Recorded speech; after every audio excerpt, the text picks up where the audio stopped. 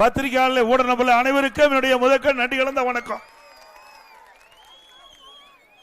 இன்றைக்கு குன்னூர் வருவதற்கு முன்பாகவே சகோதரர் கேட்டேன், மழை வருமா வராதான்னு கேட்டேன். அவர் சொன்னார், மீண்டும் பொன்மனச்செம்மல் புரட்சி தலைவர் மாண்புமிகு அம்மாவுடைய ஆட்சி மலர்வதற்காக நீங்க வர்றீங்க, அதை எடுக்கின்ற முயற்சி வெற்றி பெறும். அதனால வருண பகவான் நமக்கு அருள் புரிவார். அதனாலதான் இன்றைக்கு வானம் மந்தமாக இருந்தாலும் மேகமூட்டத்தோடு இருந்தாலும் உங்களை எல்லாம் சந்தித்து எழுச்சி ஒரு ஆற்றுகின்ற ஒரு பாக்கியத்தை இறைவன் கொடுத்துக்கின்றார். இன்றைக்கு வருண பகவான் நமக்கு ஒத்துழைப்பு கொடுத்துக்கின்றார். காலையில மழை பெஞ்சு நமக்கு வாழ்த்து சொல்லி இப்பொழுது மழை நின்று உங்களை சந்திக்கின்றேன். இன்றைக்கு திராவிட முன்னேற்ற கழகம் ஆட்சிக்கு வந்து 52 மாசம் உருண்டு ஓடி விட்டது. இன்னும் ஒரு 7 மாதம் தான் இருக்குது.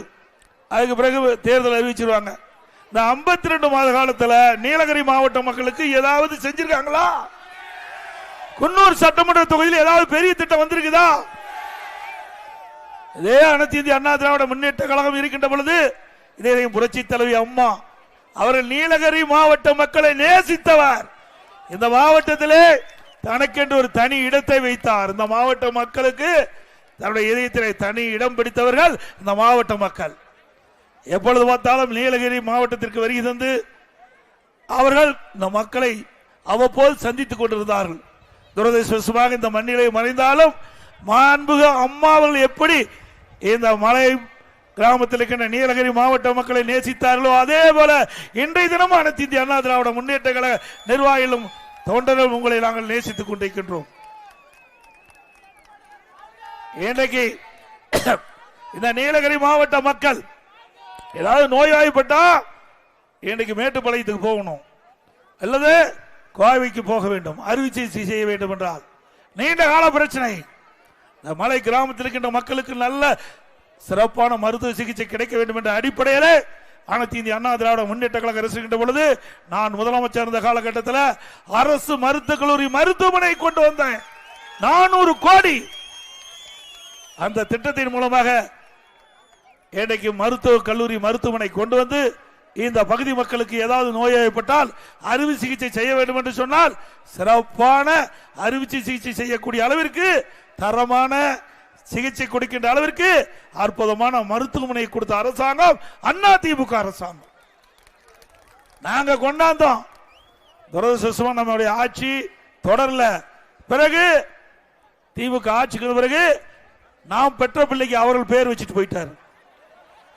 நாம கொண்டாந்த திட்டத்துக்கு அவர் துவக்கி வச்சு பேர் வாங்கிட்டு போயிட்டார். இது நியாயமா? கொண்டு வந்தது அனைத்து இந்திய அண்ணா திராவிட முன்னேற்ற கழக அரசாங்கம். திராவிட முன்னேற்ற கழகம் ஆட்சிக்கு வந்த பிறகு இந்த நீலகிரி மாவட்ட மக்கள் பயன்படுகின்ற விதமாக ஏதாவது ஒரு பெரிய திட்டத்தையாவது கொண்டு வந்து இந்த மக்களுக்கு உதவி செஞ்சிருக்காங்களா? அது மட்டுமல்ல, நல்ல சாலை வசதிகள், குடிநீர் வசதிகள், இப்படி ஏராளமான திட்டங்களை இந்த பகுதி மக்களுக்கு செய்து கொடுத்த அரசாங்கம் அண்ணா திமுக அரசாங்கம். இன்றைக்கு திராவிட முன்னேற்ற கழகம் ஆட்சி பொறுப்பேற்ற பிறகு விண்ணை முட்டுகின்ற அளவுக்கு விலைவாசி உயர்ந்து விட்டது. அரிசி விலை உயர்வு, பருப்பு விலை உயர்வு, எண்ணெய் விலை உயர்வு. இன்றைக்கு இந்த நீலகிரி மாவட்டத்தில் இருக்கின்ற மக்கள் எல்லாம் உணவுப் பொருட்களை வாங்கி அதை பயன்படுத்துகின்ற சூழ்நிலை இருக்கின்றன. அடித்தட்டில் வாழ்கின்ற மக்கள் ஏராளமான மக்கள். இன்றைக்கு தோட்ட தொழிலாளர்கள், இங்கே தேயிலை தோட்ட தொழிலாளர்கள் நிறைந்த மாவட்டம். இப்படிப்பட்ட மக்களுக்கு விலைவாசி உயர்வு ஒரு கடும் சோதனை. ஆனால் விடியா திமுக அரசு இந்த ஏழை மக்களை பற்றி கவலைப்படல, விலைவாசி உயர்வை பற்றி கவலைப்படல. இன்றைக்கு அரிசி விலை உயர்ந்தாலும் சரி, பருப்பு விலை உயர்ந்தாலும் சரி, எண்ணெய் விலை உயர்ந்தாலும் அதையெல்லாம் கவலைப்படாத ஒரே முதலமைச்சர் இந்த முதலமைச்சர் ஸ்டாலின். சொன்ன மாதிரி பொம்மை முதலமைச்சர். இன்றைக்கு நிர்வாக திறமையற்ற முதலமைச்சர். ஏழை மக்கள் படுகின்ற கஷ்டத்தை கொஞ்சமாவது சிந்தித்து பார்த்துக்க வேண்டும்.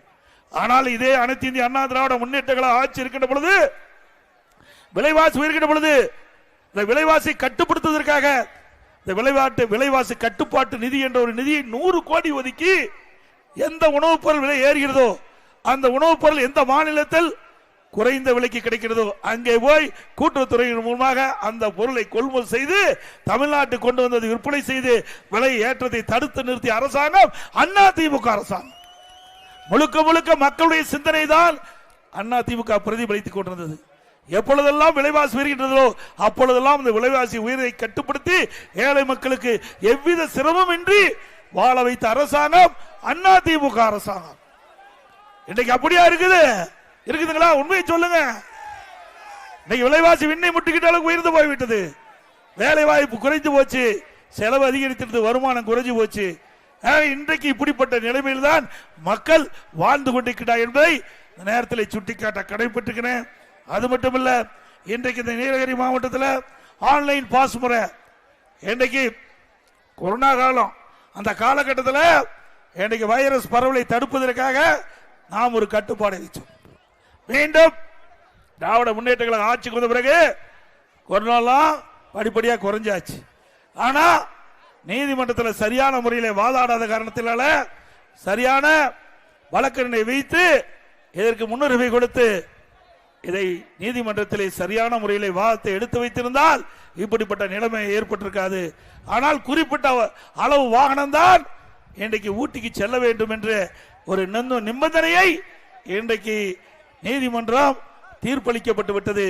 மீண்டும் இந்த அரசாங்கம் இந்த மக்களுடைய பிரச்சனையை அறிந்து, இந்த மக்கள் படுகின்ற துன்பத்தை அறிந்து, இங்க இருக்கின்ற விவசாயிகள் அதே போல வியாபாரிகள் கடும் பாதிப்புக்குள்ளாயிருக்கிறாங்க.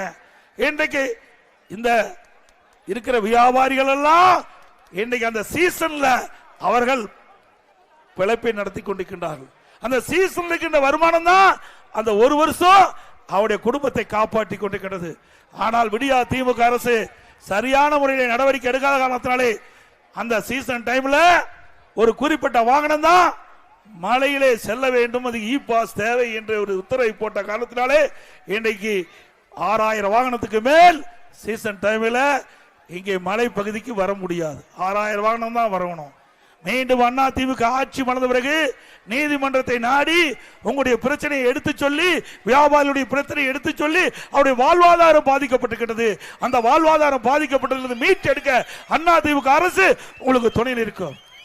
ஏன்னா டூரிஸ்ட் என்பது ஒரு மிக மிக முக்கியம், சுற்றுலா என்பது மிக மிக முக்கியம். எல்லா நாடுகளிலும் சுற்றுலாவுக்கு முன்னுரிமை கொடுக்கின்றார்கள். அப்படி சுற்றுலாவுக்கு முன்னுரிமை கொடுக்கின்ற அரசாங்கம் அதிமுக அரசாங்கம் இருந்தது. ஆனால் விடியா திமுக அரசு பொறுப்பேற்ற பிறகு சரியான முறையிலே நீதிமன்றத்திலே மூத்த வழக்கறிஞரை வைத்து வாதாடி இருந்தா இதற்கு தீர்வு கண்டிருக்கலாம். ஆனால் அவர்கள் அதை கண்டுகொள்ளாத காரணத்தினால் இன்றைக்கு ஊட்டி நீலகிரி மாவட்டத்தில் இருக்கின்ற இன்றைக்கு குன்னூர் ஆகட்டும், கூடலூர் ஆகட்டும், உதகை ஆகட்டும், எல்லா பகுதியில் இருக்கின்ற வியாபார பெருமக்கள் கடுமையாக பாதிக்கப்பட்டிருக்கிறார்கள். அந்த பாதிப்பிலிருந்து அதிமுக அரசு உங்களுக்கு மீட்டெடுப்பதற்கு அனைத்து வகையிலும் துணை நிற்கும். அதே போல ஈழுவாத்தியா, இன்னைக்கு நான் முதலமைச்சர் இருந்த காலத்தில் இந்த பகுதி மக்கள் கோரிக்கை வச்சாங்க, எங்களுக்கு கேரளா தமிழ்நாடு எல்லையில தமிழகத்தில் வாழ்ந்து கொண்டிருக்கின்ற தமிழக மக்களுக்கு ஈழுவா தீயா ஜாதி சான்றிதழ் வழங்க வேண்டும் என்று. அதிமுக ஆட்சியில் இந்த மக்களுடைய கோரிக்கை ஏற்று சான்றிதழ் கொடுக்கப்பட்டது அதிமுக ஆட்சியில். விடியா திமுக ஆட்சி பிறகு 4 ஆண்டுகளாக இந்த பகுதி மக்கள் இந்த சான்றிதழ் பெறுவதற்கு கடுமையாக போராடி வருகிறார்கள். இன்றைக்கு ஓபிசி மத்திய அரசுக்கு இந்த அரசு பரிந்துரை செய்யல, இதனால அந்த சர்டிபிகேட் கிடைக்கல. மீண்டும் அதிமுக ஆட்சி வந்த பிறகு இந்த ஈழுவா தீயா ஜாதி சான்றிதழ் பெறுவதற்கு உங்களுக்கு தேவையான உதவிகளை அதிமுக அரசு செய்து கொடுக்கும். சான்றிதழ் பெறுவதற்கு உண்டான முயற்சிகளை அதிமுக எடுத்து மத்திய அரசுக்கு பரிந்துரை செய்து ஏற்கனவே அனைத்து இந்திய அண்ணா திராவிட முன்னேற்ற கழக ஆட்சியில் எப்படி உங்களுக்கு சான்று பெற்று தந்தோமோ அதே நிலை உங்களுக்கு உருவாக்கி தரப்படும் என்ற செய்தி இந்த நேரத்தில் தெரிவிக்கிறேன். இன்னைக்கு திராவிட முன்னேற்ற கழகம் ஆட்சிக்கு வந்த பிறகு எங்க பார்த்தாலும் போதைப் பொருள் இன்றைக்கு கீழிருந்து மலை பகுதி வரைக்கும் வந்துடுது. எல்லா பகுதியும் போதைப் பொருள் விக்குதா இல்லைங்களா? இன்றைக்கு தமிழ்நாட்டில் போதைப் பொருள் இல்லாத இடமே கிடையாது. அது கிராமத்தில் தான் சரி, நகரத்தில் தான் சரி, மலைப்பகுதியில் இருக்கின்ற மக்கள் வசிக்கின்ற பகுதியாக இருந்தாலும் சரி, எல்லா பகுதியிலும் போதைப் பொருள் விற்பனை அமோகமாக நடைபெற்றுக் கொண்டிருக்கிறது. இதனால் மாணவர்கள், இளைஞர்கள், பொதுமக்கள் இந்த போதைக்கு அடிமையாகி சீரழியக்கூடிய நிலை தமிழகத்திலே உருவாகி இருக்கின்றன.